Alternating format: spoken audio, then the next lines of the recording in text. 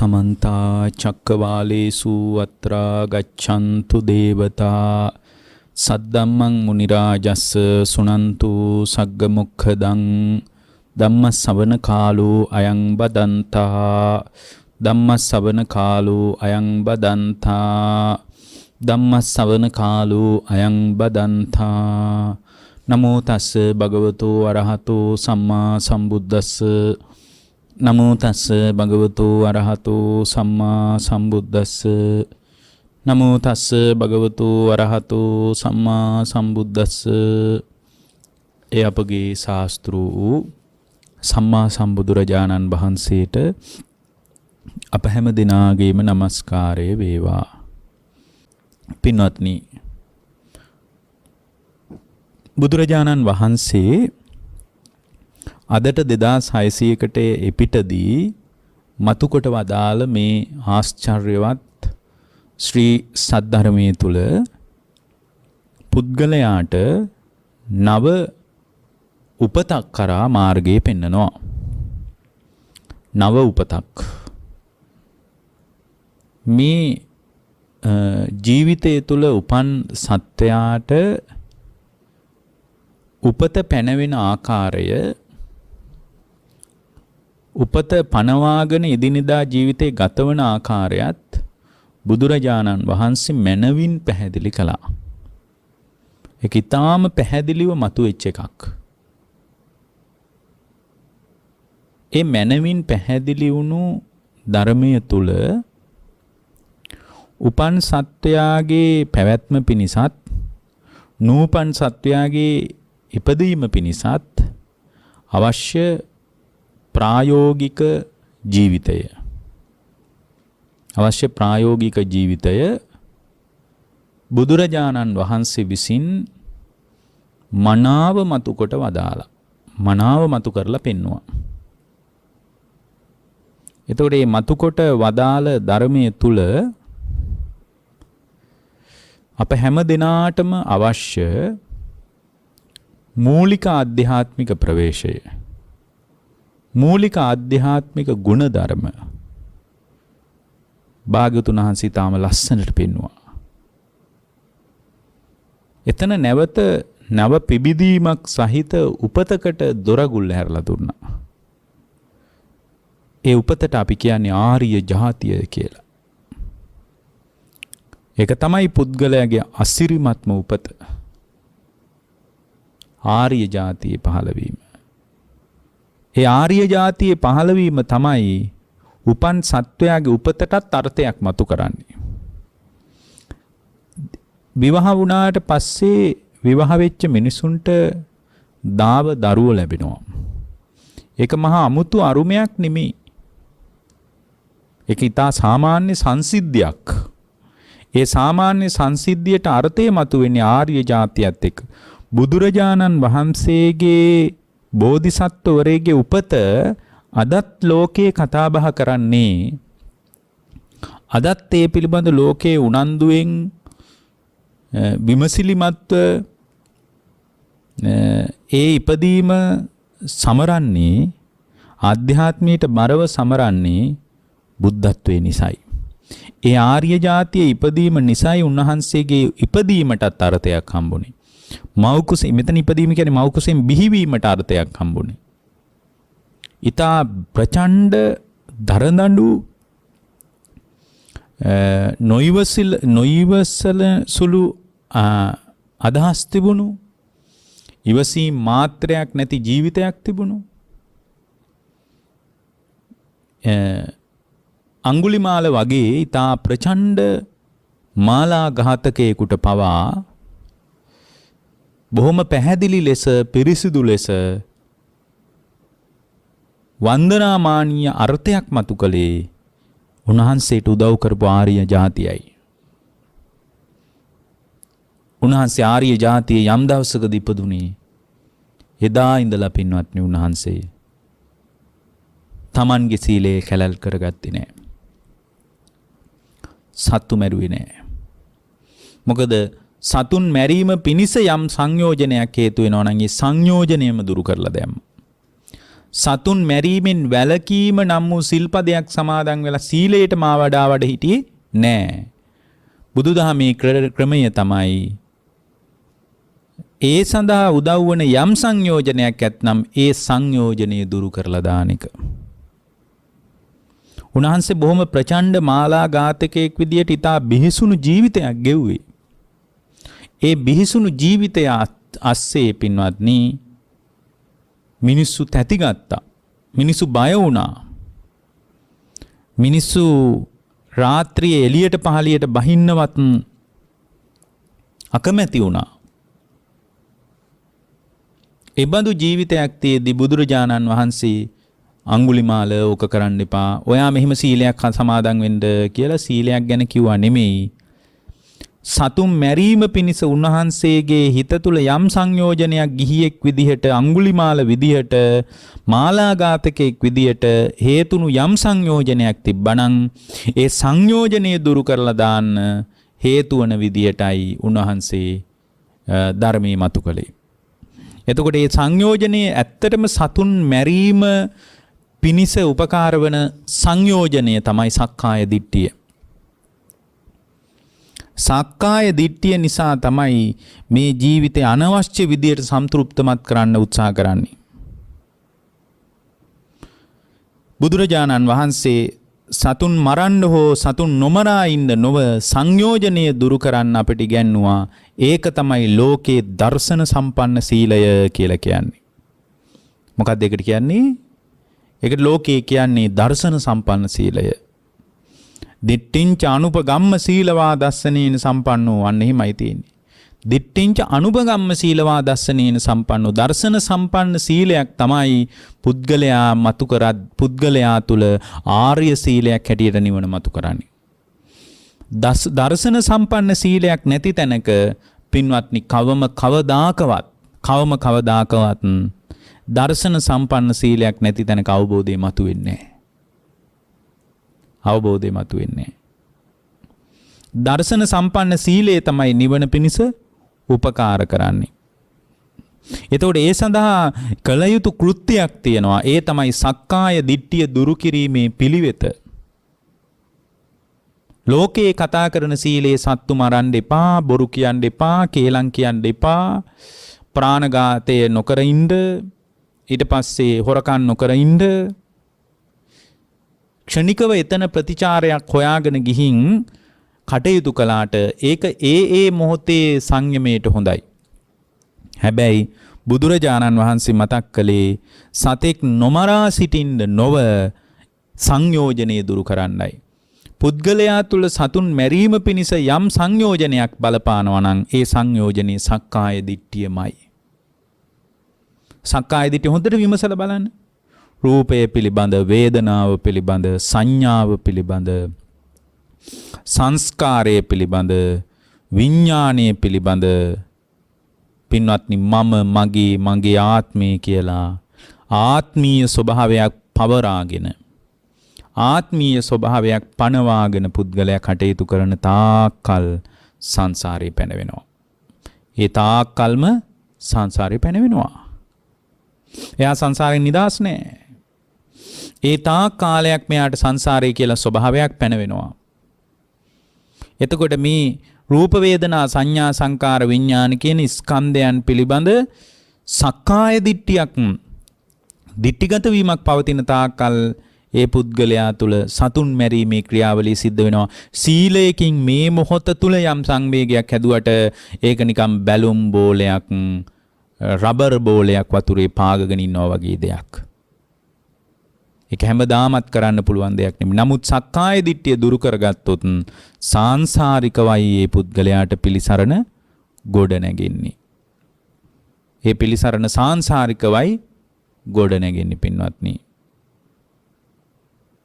ඒ නිසා බුදුරජාණන් වහන්සේ ඇත්තටම ඒ මොහොතට යම් කෙනෙක් අරිය රබර් බෝලයක් පාගගෙන ඉන්නා වගේ අර සිල්පදයක් සමාදන් වෙලා සීලය නොකැඩේවා කියලා ප්‍රාර්ථනා කරගෙන අදිෂ්ඨාන කරගෙන ඉන්නවා නම් පින්වත්නි නිකන් මේ හරියට හොරකම් කරන්න එපා කියලා අත් දෙක බැඳලා තිබ්බා වගේ වැඩක්. බොරු කියන්න එපා කියලා කටට ප්ලාස්ටරයක් ගහලා තිබ්බා වගේ වැඩක්. නමුත් ඒක ඒ තුලත් යම්කිසි සමාජ සාධාරණයක් පුද්ගල සාධාරණයක් මතු නොවනවාම කියලා නෙමෙයි අපි කියන්නේ. නමුත් බුදුදහමේ ආර්යකාන්ත සීලයේ ඉලක්කය ඒක නෙමෙයි. ආර්යකාන්ත සීලයක ඉලක්කය සම්පූර්ණ වෙන්නේ බුදුරජාණන් දිට්ඨිංච අනුපගම්ම සීලවා. දර්ශන සම්පන්න සීලයක් විය යුතුයි. කොහොමද දර්ශන සම්පන්න සීලයක් වෙන්නේ? සතුන් නොමරා සිටීම නොව, බොරු නොකියා සිටීම නොව, කාම මිත්‍යාචාරයේ හැසිරීම හෝ නොහැසිරී සිටීම නොව, හොරකම් නොකිරීම නොව, ඒ සඳහා උපකාර වන යම් සංයෝජනයක් තිබ්බනම් ඒ සංයෝජනයම මුලින්ම ගලවලා අයින් කරලා දානවා. එතකොට පින්වත්නි මේ පුද්ගලයා තුළ නිවීමක් උද්ගත වෙනවා. එතකොට මේ ලෝකයේ යථාර්ථයේ පැත්තට අපි බර විය යුතුයි, යථාර්ථයේ පැත්තට නැමිය යුතුයි. ඒකට ඉතා වැදගත් දේශනාවක් අද අපි මේ දේශනාවෙන් මතක් කරනවා.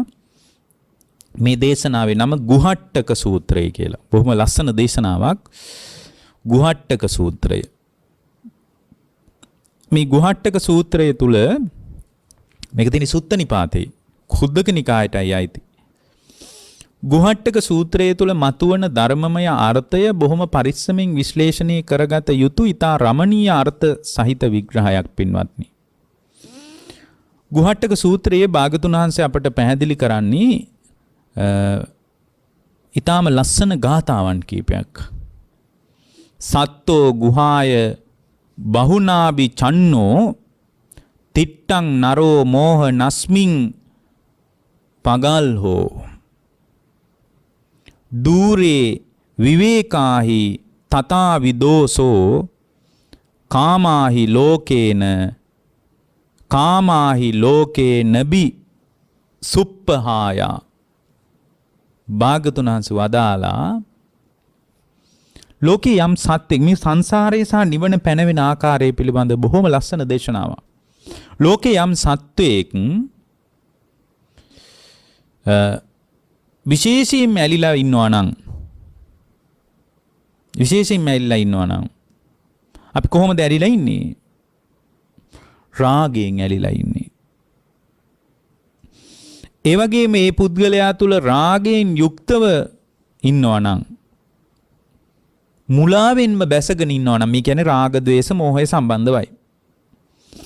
ඒ රාග ద్వේෂ මෝහය පදනම් කරගෙන ඒ සත්වයා තුල බුදුරජාණන් වහන්සේ මතක් කරනවා ඒ සත්වයා තුල කාමවස්තුන් සුවසේ නැති කල කාමවස්තුන්ගෙන් නිදහස් වෙච්ච ස්වභාවයක් කවදාවත් අත්දකින්න බෑ කියලා. ඒ කියන්නේ කාමයන්ගෙන් නික්මීම පිණිස, නික්කම්මය පිණිස ඒ පුද්ගලයා විසින් දියුණු කළ යුතු දේ තමයි රාග දේශ මෝහය. ඒ කියන්නේ රාග දේශ මෝහයන්ගෙන් බැටකන හිතක් පවතින තාක්කල් කාම ලෝකෙන් නික්මෙන්න බෑ. යම් වෙලාවක මෙතන කාම ලෝකෙන් නික්මීම කියලා පින්වත්නි මෙතන අදහස් කරන්නේ අන්නේ කවර දෙයක්වත් නෙමෙයි, අනාගාමී තත්වය. එතකොට අනාගාමී තත්ත්වයේ වැනි තා ආධ්‍යාත්මික ප්‍රවේශයක් කරා පුද්ගලයා යනවා නම් රාග ద్వේෂ මෝහ වලින් නිදහස් වෙච්ච දැඩිව බැස නොගත් ආධ්‍යාත්මික විවේකයක් පිණිස ශ්‍රාවකයා ක්‍රමානුකූලව ගොඩනැගිය යුතුයි. ක්‍රමානුකූලව ඒ බඳු වැඩපිළිවෙලකට බැසගත යුතුයි. එතකොට මේ පුද්ගලයා තුල ගොඩනැගෙන තෘෂ්ණා සහිත ditthi සම්පන්න ස්වභාවය ඒ පුද්ගලයාගේ ආධ්‍යාත්මීය වනසනවා. ඒකයි භාග්‍යවතුන් වහන්සේ මෙතනදී දුකට හේතුව තණ්හාවමයි කියලා ධර්මයේ හැම වෙලාවකම මතු කරලා පෙන්නන්නේ. ඉච්ඡා නිදානා බයසාත බද්දා බුදුරජාණන් වහන්සේ මතක් කරනවා තේ දුප්ප මුඤ්ඤාච නබි අඤ්ඤ මොක්ඛා ඉච්ඡා පුරේ චාපි අපෙක්කමානා ඉමේව කාමේ පුරිමේව චප්පං. ලෝකයේ තණ්හාව මුල් කොටගෙන පුද්ගලයා භවයේ සැපයට බැඳෙනවා. ඉච්ඡා නිදානා, ඉච්ඡාව නිදාණය කරගෙන තණ්හාව මුල් කරගෙනමයි පුද්ගලයා භව සුඛයට භවයේ සැපයට බැඳෙන්නේ. ඊට පස්සේ ඒ සත්වයා භවයට බැඳුනට පස්සේ ඒ සත්වයා තුල මොකක් නිසාද ඒ සත්වයා භවයට බැඳෙන්නේ? මෙතන භවයට බැඳෙනවා කියලා කියන්නේ භව සුඛයට බැඳී යනවා කියන එක. ඒ කියන්නේ තෘෂ්ණාව මුල් කරගෙන පුද්ගලයා තුල භව සුඛයෙහි බැඳී යාමක් දකින්න ලැබෙනවා. ඊට පස්සේ තණ්හාව පදනම් කරගෙන පින්වත්නි ඒ පුද්ගලයා තුල විපාක පිණිස කර්ම හැදෙනකොට එයා අනාගතයත් ප්‍රාර්ථනා කරනවා. ඒතර අනාගතයත් ප්‍රාර්ථනා කරනවා. අතීතයත් මෙහෙම වුණා නම් හොඳයි කියලා අතීතයත් ප්‍රාර්ථනා කරනවා. අතීත අනාගත වශයෙන් එයා ලෝකේ ප්‍රාර්ථනා කරනවා.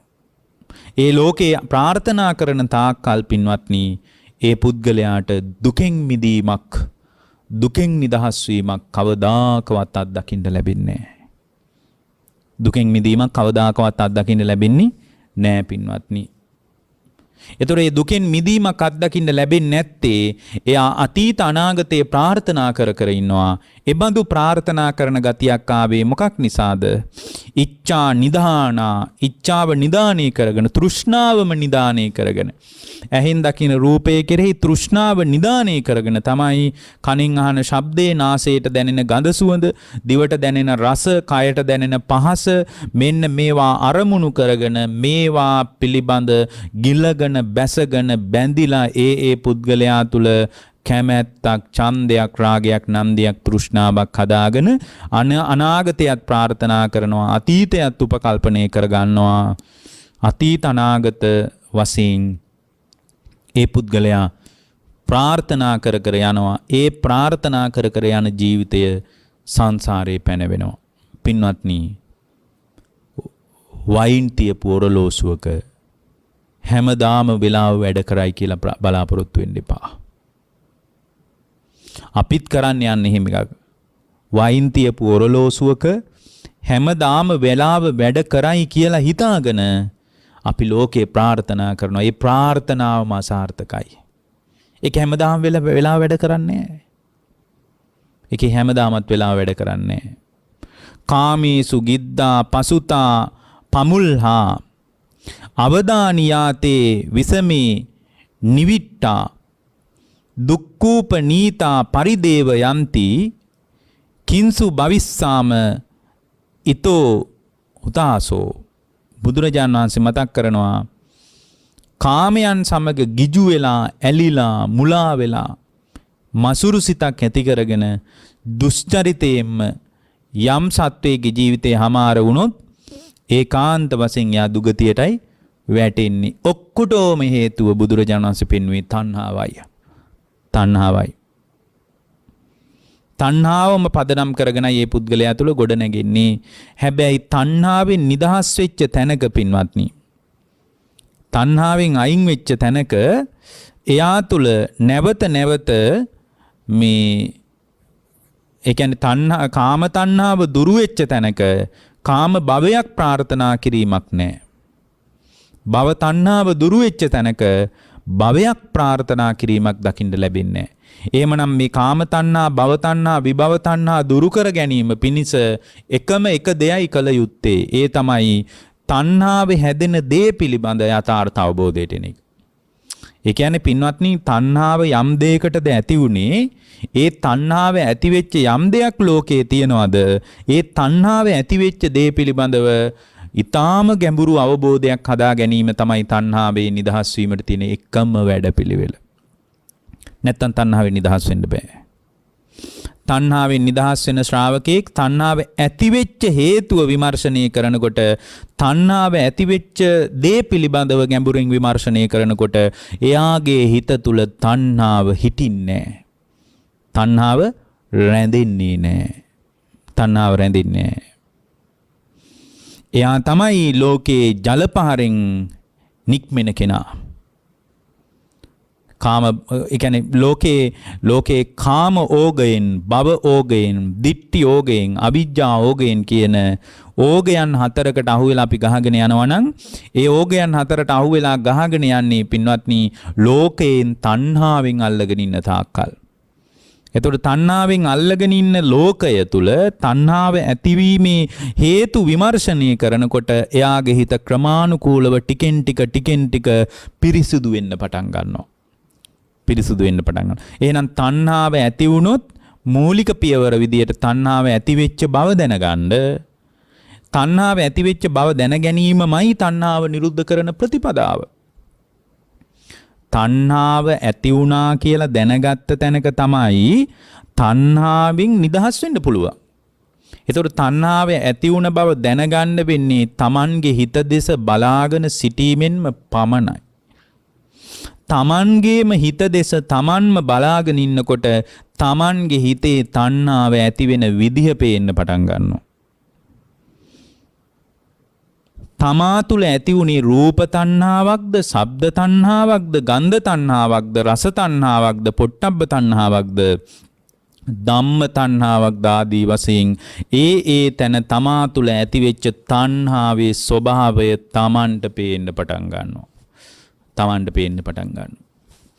එතකොට තමන්ගේ හිතේ තණ්හාව ඇතිවෙච්ච බව යම් ශ්‍රාවකයෙක් දැනගත්තාම ඒ තණ්හාව ඇතිවෙච්ච බව දැනගත්ත ශ්‍රාවකයා තුල හිත පාරිශුද්ධියට පත් වෙන්න පටන් ගන්න එදා. එතනයි පටන් ගන්නෙ.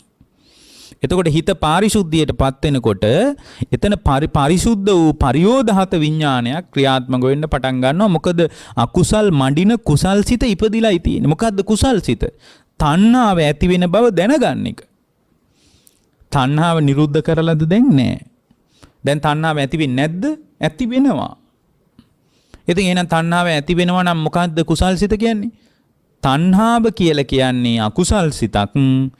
තණ්හාව ඒ කියන්නේ තණ්හාවක් ඇති වෙච්ච බව දැනගන්න එක කුසල් සිතක්. එතකොට මගේ හිතේ තණ්හාව ඇති වෙන්නේ මෙන්න මේ විදියටයි කියලා දැනගන්නකොට ඒ දැනගැනීම කියන්නේ මහා ප්‍රබල කුසලයක් පින්වත්නි. එතන තමයි දස්සනා පහතබ්බ කියන ස්වභාවය මතුවෙන්නේ.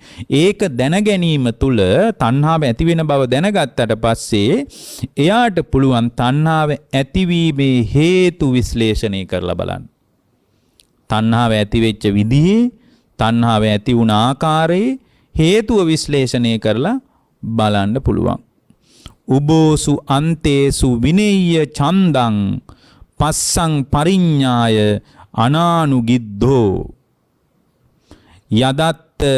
යදත්ත ගරහි තදකුබ්බ මානෝ න ලිප්පති දිට්ඨ සුතේසු දීරෝ.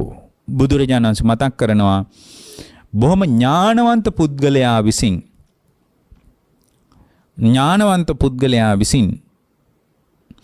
ස්ථාන දෙකකදී චන්දරාගය දුරු කරනවා කියනවා. උබේසු අන්තේසු විනේය ඡන්දං. ඥානවන්ත පුද්ගලයා විසින් ඔන්න බලන්න ලෝකේ සැබෑ ප්‍රඥා ගෝචර ශ්‍රාවකයා බුදුරජාණන් වහන්සේ මතක් කරනවා උබේසු උභය වශයෙන් තැන් දෙකකදී අන්තේසු ජනේය ඡන්දං ස්ථාන දෙකකදී Tamanගේ චන්දරාගය දුරු කර ගන්න ඕන කියනවා. එහෙනම් දැන් ඔබ ඥානවන්ත නම් ඔබ කල යුත්තේ ස්ථාන දෙකකදී චන්දරාගය දුරු කරගන්න එකයි. මොකක්ද? පස්සං පරිඤ්ඤාය අනානුගිද්ධෝ. බුදුරජාණන් වහන්සේ මතක් කරනවා ඒ තමයි ස්පර්ශයේ පිළිබඳව දැනගෙන ගිජු නොවූ කර්මයන් Tamanට නිന്ദාව ඇති කරවන්නා වූ කර්මය නොකරමින් ඇස සම්පූර්ණයෙන් ඇස පිළිබඳවත් රූපය පිළිබඳවත් නොඇලීම. ඒ කියන්නේ ස්ථාන දෙකකදී මේ පුද්ගලයා තුළ චන්දරාගය දුරු කරගන්න ඕන. එකක් තමයි පින්වත්නි බාහිර ආයතනයත් අභ්‍යන්තර ආයතනයත්. මොකද මේ බාහිර ආයතනයයි අභ්‍යන්තර ආයතනයයි අතර ගැටීම පදනම් කරගෙන තමයි ඒ පුද්ගලයා තුළ ස්පර්ශය හටගන්නේ.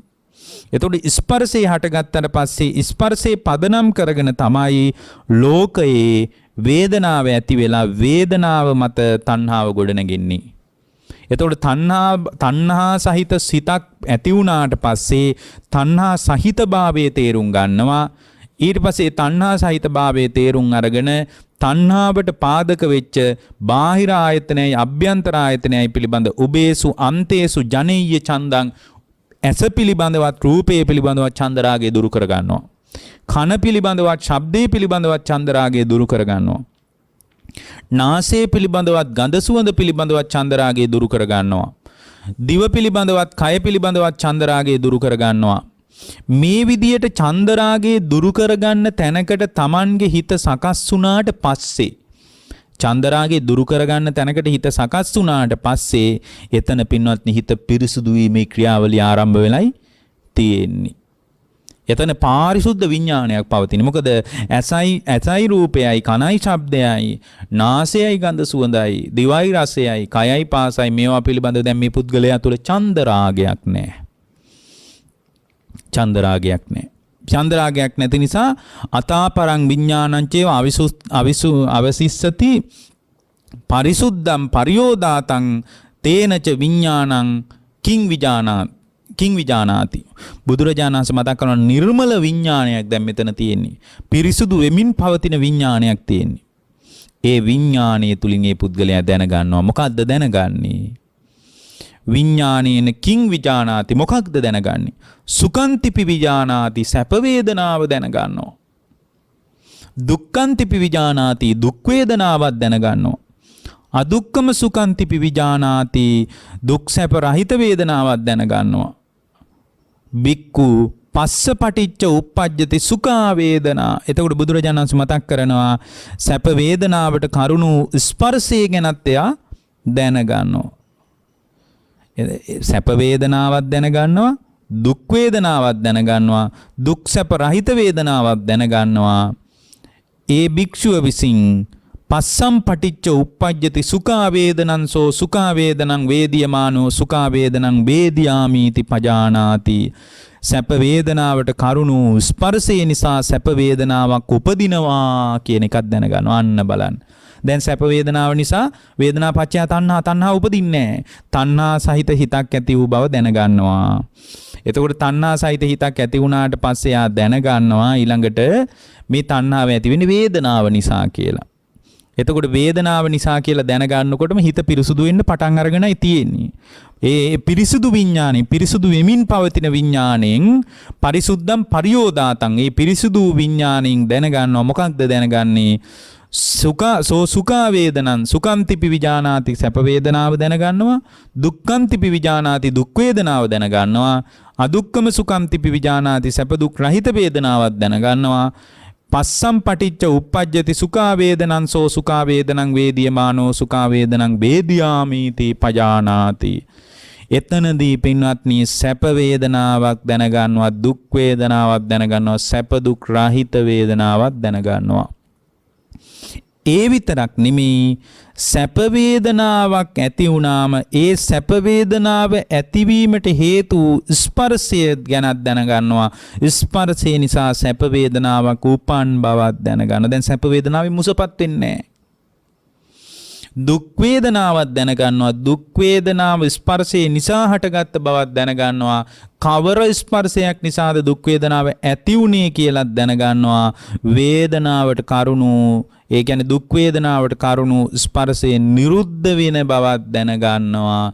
එතකොට ඒ වේදනාව තුල මුසපත් වෙලා පාටිකයක් හදාගෙන සිතින් කයෙන් වචනින් සැලසුම් කරලා මරන්න ඕන, කොටන්න ඕන, ගහන්න ඕන, බනින්න ඕන මේ ලෝකයේත් එක්ක නානා ප්‍රකාර ආකාරයෙන් පැටලි යන ගතියක් තියෙනවා නම් ඒ ගතිය සම්පූර්ණයෙන් මේ හිතෙන් ආයින් වෙනවා. ඊට පස්සේ වේදනාව ස්පර්ශය නිසා වේදනාව ඇති වෙනවා කියන එක විතරක් නෙමෙයි දැනගන්නේ.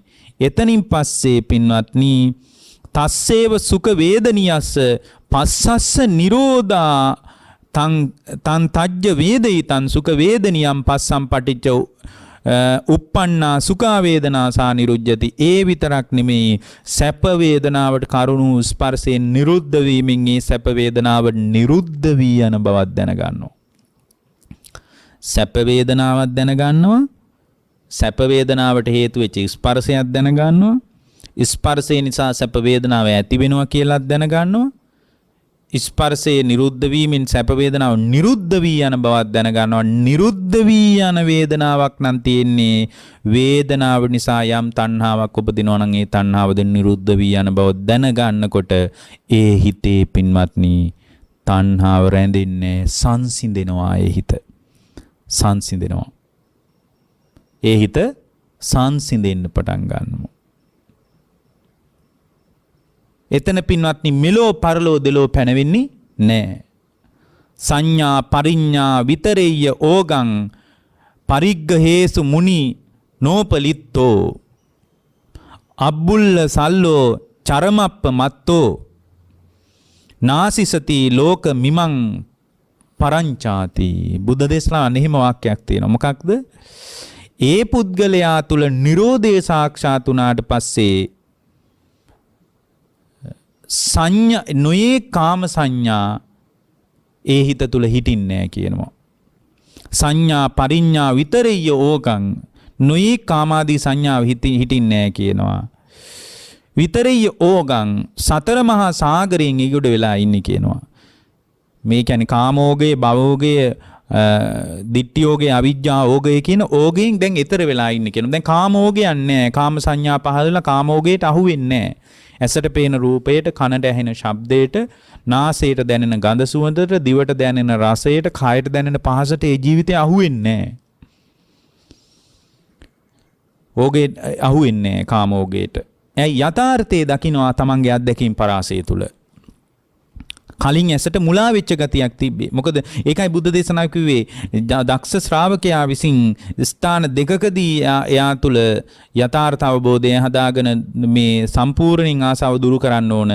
ඒ තමයි ඇස පිළිබඳව චන්දරාගයයි රූපේ පිළිබඳව චන්දරාගයයි. එතකොට ඇසේ කතාව දැන් මේ ශ්‍රාවකයා දන්නවා. චන්දරාගේ නිකම්ම දුරු වෙන්නේ නැහැනේ. චන්දරාගේ දුරු වේවා කියලා හඳුන් කුරුපත්තු කළා කියලා චන්දරාගේ දුරු වෙන්නේ නැහැ. චන්දරාගේ දුරු වේවා කියලා රුවන්වැලි සෑයට ගිහින් කප්පුරුකක් බැඳලෙනවා. දුරු වෙන්නේ නැහැ. චන්දරාගේ දුරු වේවා කියලා හැමදාම උදේට කිරිහාර පුදනවා. දුරු වෙන්නේ නැහැ. හේතුන් සහිතව විමසා බලනකොට තමයි හිතෙන් දෙන වටිනාකම බැහැර වෙන්න පටන් ගන්න.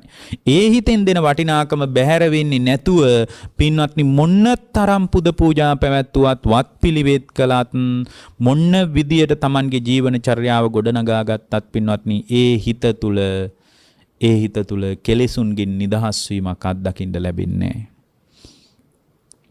කාමෝගයට අහු වෙලා ඉන්න ගතිය දැන් බැහැර වෙනවා. කාමෝගෙන් නිදහස්. සංඥා පරිඤ්ඤා විතරෙය්‍ය ඕගං. කාම සංඥාදී ගැනත් ඒවට හේතු වන සංඥා පිළිබඳව දැන් දැනගෙනයි තියෙන්නේ. හේතුඵල සහිතව මේ ගොඩනැගිච්ච යථාර්ථ අවබෝධය තුල ඒ ශ්‍රාවකයා ගොඩනැගිලායි තියෙන්නේ පින්වත්නි. ඒ ගොඩනැගීමම පදනම් කරගෙන ඒ ස්වභාවයෙන්ම පදනම් කරගෙන පින්වත්නි ඒ ශ්‍රාවකයා තුල භවෝගයට අහු වෙන්නේ. අර භවයේ ප්‍රාර්ථනා කර කර යන ගතියක් ඒ පුද්ගලයා තුල මතුවෙන්නේ. දැන් මේ චිත්ත පරම්පරාව නොසිදී පවතින තාක්කල් මේ දුක හටගන්නේ. දැන් චිත්ත පරම්පරාවේ බිඳී යාමයි ඇති වෙලා තියෙන්නේ. චිත්ත පරම්පරාවේ බිඳී යාමයි සිද්ධ වීමට බලාපොරොත්තු වෙන්නේ, සිද්ධ වී තිබෙන්නේ. ඒතර භවෝගයට අහු වෙන්නේ නැහැ. භවයේ ප්‍රාර්ථනා කරන්නේ නැහැ. මොකද ප්‍රාර්ථනා කරපු ලෝකය තුල ප්‍රාර්ථනාවම අසාර්ථකයි කියලා මේ ශ්‍රාවකයා දැන් දන්නවා. ඒකනේ මම මේ දේශනාවේ කිව්වේ වයින් තියපු ඔරලෝසුවක හැමදාමත් වෙලාව වැඩ කරයි කියලා ප්‍රාර්ථනා කරයි හිටියේ. නමුත් දැන් ප්‍රාර්ථනා කරලා වැඩක් නැහැ. වයින් තියෙන තාකල් ඔරලෝසුව වැඩ කරනවා. වයින් නොතියන තාකල් පින්වත්නි වයින් කරන එක අතහැරලා දැම්මට පස්සේ ඔරලෝසුව නවතින්න පටන් ගන්නවා. දැන් ඔරලෝසුව සදාකාලිකව පවතිවා කියලා නිකම් ප්‍රාර්ථනා කරන එක මහා මෝඩ වැඩක් කියලා දන්නවා. මොකද ඔරලෝසුව කටුදුවන්නේ හේතු සහිතවයි. දැන් භවයේ ප්‍රාර්ථනා කරන ගතියක් නැහැ. භවයේ ප්‍රාර්ථනා කරන්නේ නැත්තේ භවයේ ප්‍රාර්ථනා කරන්න දෙයක් නැති බව යා දන්නවා.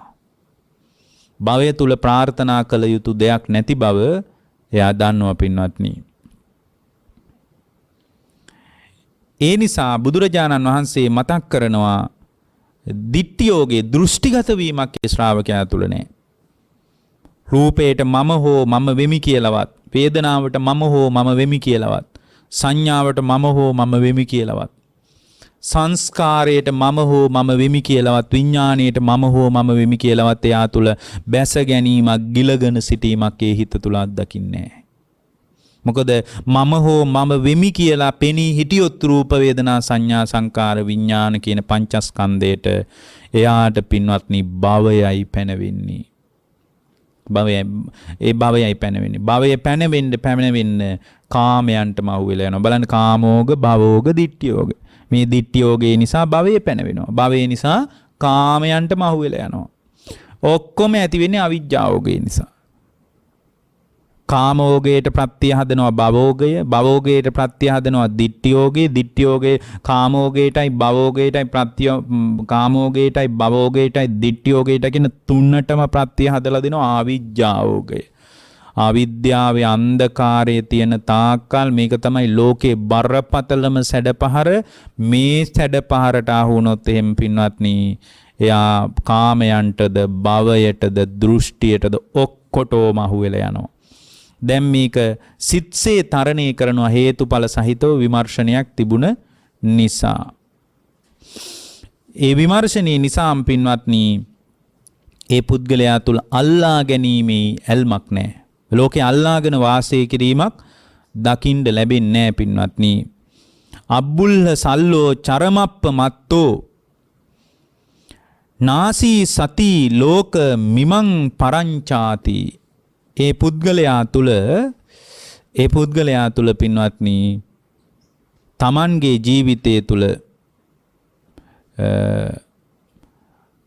හුල් වලින් බැටකන ජීවිතයක් නැහැ. අප්‍රමාදී ශ්‍රාවක භාවයක් මතුවලා තියෙන්නේ. එතන මෙලොව ප්‍රාර්ථනා කිරීමක්වත් පරලොව ප්‍රාර්ථනා කිරීමක්වත් නැහැ. සිත්සේ දුක නිවා ගැනීමක් තමයි අත්දකින්න ලැබෙන්නේ. එතන තණ්හාව ගොඩනැගෙන්න ඉඩක් නැහැ. තණ්හාව හේතු සහිතව ගොඩනැගෙන බවත් තණ්හාවට පාදක වූ යථාර්ථය පිළිබඳවත් ඒ ශ්‍රාවකයා දන්නවා. එතකොට ඒ බඳු අවබෝධයක් තියෙන කෙනාට ලෝකයේ ප්‍රාර්ථනා කිරීමක් නැහැ. යථාභූත ඥානයක් ඒ පුද්ගලයා තුල උපදින්නේ. සාමාන්‍යයෙන් දෙව් මිනිසුන්ට මේ කතාව තේරෙන්නේ නැහැ. මේ තණ්හාව ගැට ගැසී ඇති බව, තණ්හාව හේතු සහිතව ඇතිවෙන ආකාරය පිළිබඳව සාමාන්‍ය ලෝකයේ කෙනෙකුට ග්‍රහණය වෙන්නේ නැහැ. සාමාන්‍ය ලෝකයේ කෙනෙකුට ඒක විශේෂ වෙන්නේ නැහැ. සාමාන්‍ය ලෝකයේ කෙනෙක් ඒ නිසා පින්වත්නි තමන්ගේ ඒ කියන්නේ ඇස පිළිබඳවත් රූපය පිළිබඳවත් මේ විදියටම බාහිර ආයතන පිළිබඳවත් අභ්‍යන්තර ආයතන පිළිබඳවත් චන්දරාගයේ පවතින තාක්කල්ම චන්දරාගයේ තියෙන තාක්කල්ම පින්වත්නි එයා මේ රූපයට, ශබ්දයට, ගඳ සුවඳ මේවට ඇලිලා වැඳිලා වාසය කරනවා. මේ චන්දරාගයේ තියෙන තාක් ලෝකේ අවුල චන්දරාගයමයි. චන්දරාගයේ දුරු වුණොත් උපදින්නේ නැහැ පින්වත්නි ආයේ. මේ තණ්හාවෙන් ගැට ගැහිච්ච තැනක චන්ද රාගය කියන එකෙන් ලැබෙන අනුග්‍රහය චන්දරාගයෙන් ලැබෙන උදව්ව පොඩි එකක් නෙමෙයි. විශාල උදව්වක් හම්බ වෙන්නේ. ඒකයි භාගතුන් වහන්සේ මතක් කළේ අවබෝධයට පත්වෙච්ච කිනාගේ චින්තනය සහ මේ සාමාන්‍ය ලෝකයේ දෙව් මිනිසුන්ගේ චින්තනය කියන්නේ කොහොම එකක්ද කියලා බොහොම ලස්සනට බුදුරජාණන් වහන්සේ පැහැදිලි කළා.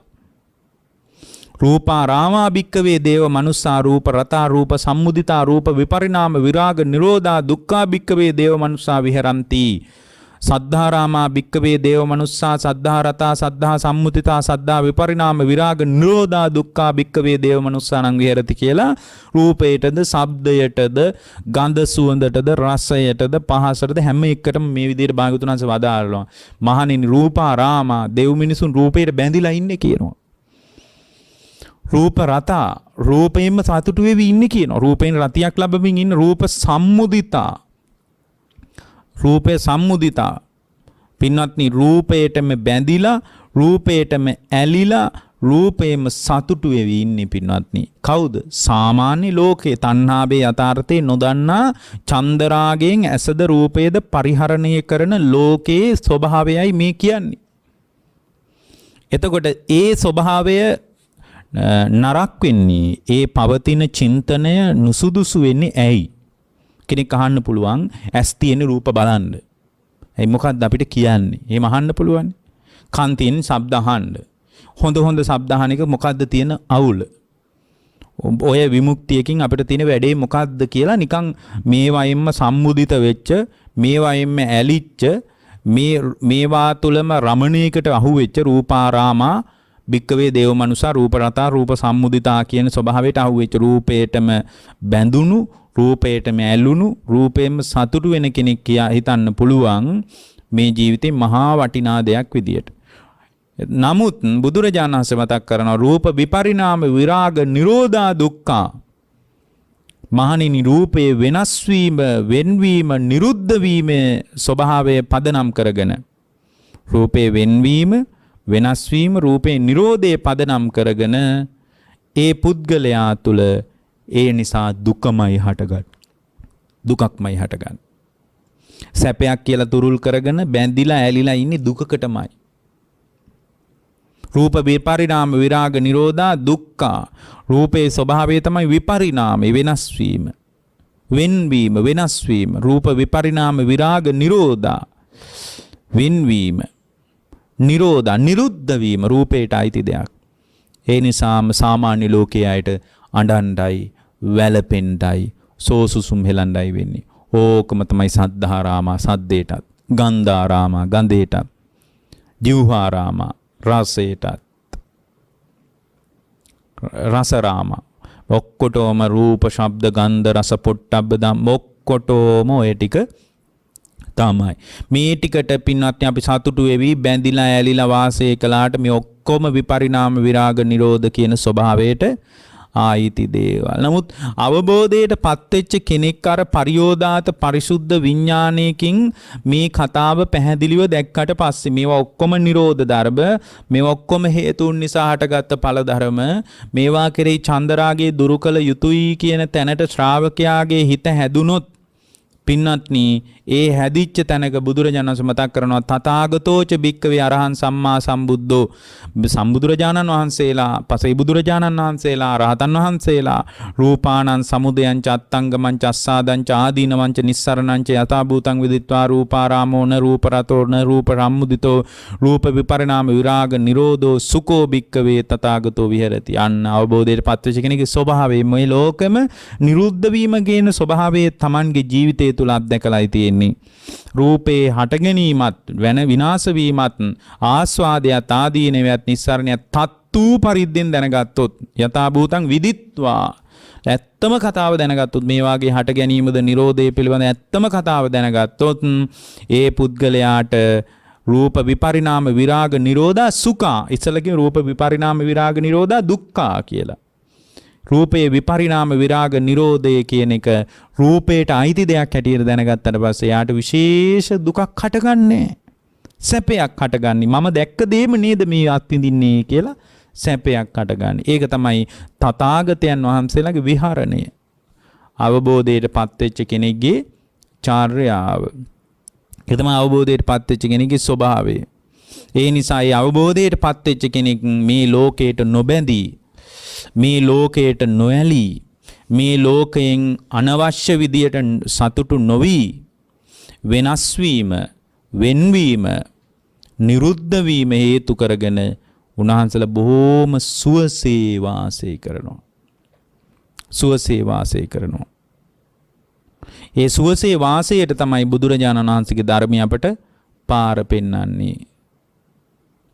එතකොට ඒ පාර පෙන්වන වැඩපිළිවෙල තුල පින්වත්නි ඔක්කොම නිරුද්ධ ධර්ම විදියට ඒ පුද්ගලයාට වැටහෙනකොට ඒ Nirodhaය සාක්ෂාත් කිරීම පිණිස බණ ටිකක් විතරක් අහලා කරගන්න පුළුවන් ලොකු හපංකමක් නැහැ.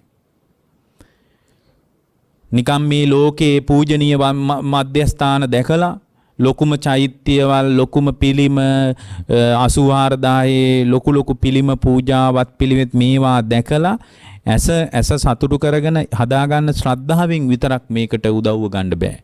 සද්ධාවට එකෙන් උදව්වක්. එතකොට එහෙමනම් මොකද්ද මේ අතාර රූපේ විපරිණාම විරාග නිරෝධා කියන ස්වභාවය? ශබ්දේ විපරිණාම විරාග නිරෝධීය ස්වභාවය. මේ රූප ශබ්ද ගන්ධ රස පොට්ටබ්බ ධර්මයන්ගේ විපරිණාමයේ විරාගයේ නිරෝධය කියන මේ ස්වභාවය දැනගත්තොත් රූප විපරිණාම විරාග නිරෝධා සුඛා භික්කවේ මහණෙනි එතනයි සැපය හටගන්නේ මේක විරාගයේ නිරෝධයේ වෙනස් වීම යතත්තු පරිද්දෙන් දැක ගන්නවා නම් පින්වත්නි මේ බණ ටිකක් අහලා බැරි නම් ඒකට උපකාරය අවශ්‍ය වෙන්නේ කොතනින්ද? උපකාරය අවශ්‍ය වෙන්නේ සමාධියෙන් පින්වත්නි. සමාධින් භික්කවේ භාවේත කියලා ධර්මයේ කියන්නේ ඒකයි. පින්වත් මහණනි සමාධිය දියුණු කරන්න මොකක් නිසාද? සමාහිතස්ස භික්කවේ භික්ඛුනෝ යතා භූතං ඔක්කායති කිංච යතා භූතං ඔක්කායති චක්කුං අනිත්තා යතා භූතං ඔක්කායති. බුදුරජාණන් මතක් කරනවා ඇසේ අනිත්‍යතාවයේ පැහැදිලිව දැන ගැනීම පිණිස සමාධිය දියුණු කරන්න. කනේ යථාර්ථයේ පැහැදිලිව දැන ගැනීම පිණිස සමාධිය දියුණු කරන්න.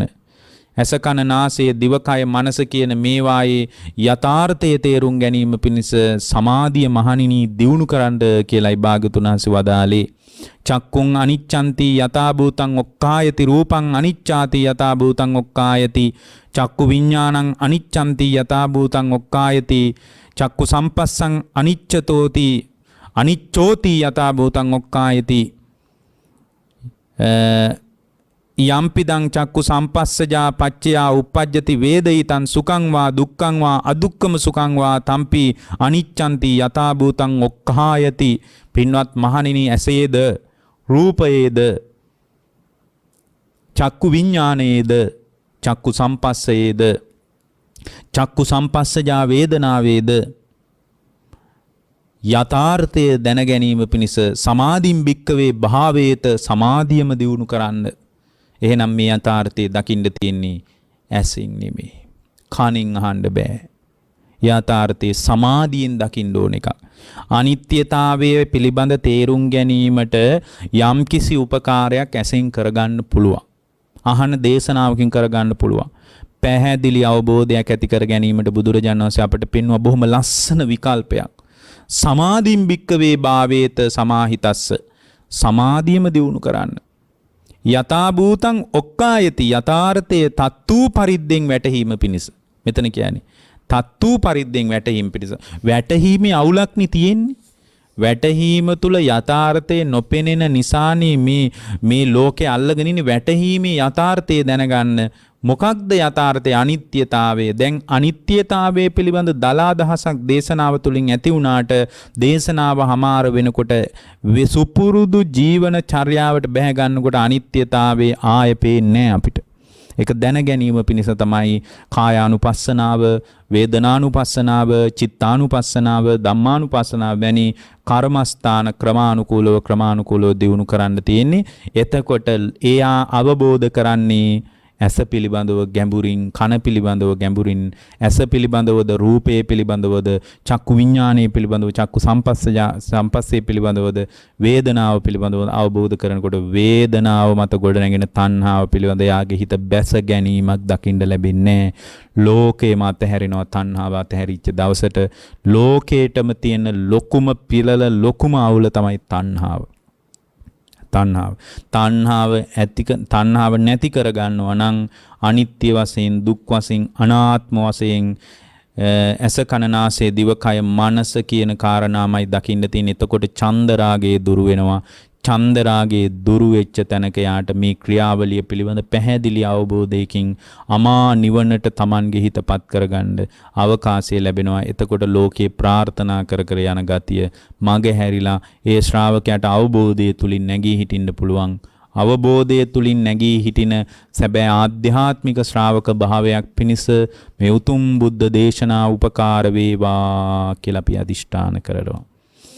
පින්වත්නි, අද මේ උතුම් දේශනාවේ දායකත්වයෙන් කටයුතු කරනු ලබන්නේ අංක 12 කුඹල් වැල්ල පළමු පටුමග ගාල්ල යන ලිපිනේ පදිංචි කූරගම පවුලේ දරු මුණුබුරන් විසින් දේශනාවට දායකත්වයෙන් කටයුතු කරනවා. ඒ හැම දිනාටම නිදුක් බව, නිරෝගී භාවය, සුවපත් භාවය, දීර්ඝායුෂ සම්පන්නිය, කායික මානසික සැනසෙල්ල ප්‍රාර්ථනා කරනවා. ගෞතම බුදු සසුනේදීම වහවහා චතුරාර්ය සත්‍ය අවබෝධ වේවා කියලා අපි අදිෂ්ඨාන